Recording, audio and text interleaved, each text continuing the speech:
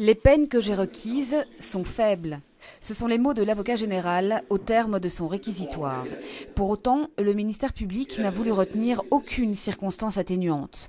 Pour le chef de la bande, reconnu coupable de meurtre, il demande de 20 à 30 ans de prison. J'ai d'autres critères à mettre en avant pour demander peut-être que le jury fasse preuve d'un peu plus de compréhension à l'égard de M. Bibeau, bien que ces faits soient impardonnables, évidemment, et lui-même, ne l'oublions pas, c'est surtout, en fait, M. Bibeau est en aveu des faits qui lui sont reprochés. Il n'a pas demandé autre chose qu'une qualification de meurtre. Il a vraiment fait un chemin par rapport à la gravité des faits qu'il a commis.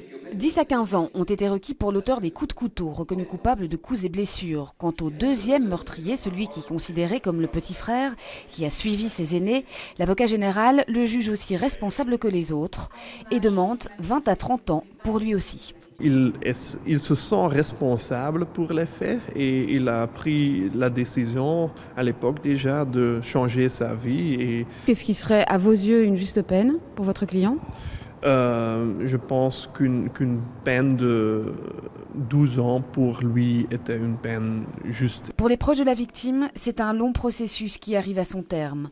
Ils attendent désormais la décision sur la peine, mais ne cachent pas leur déception suite au verdict sur la culpabilité.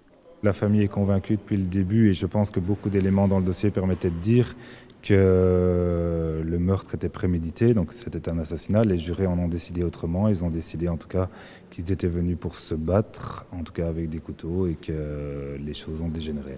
Les jurés devraient entrer en délibération cet après-midi. Le verdict sur les peines est attendu pour ce soir.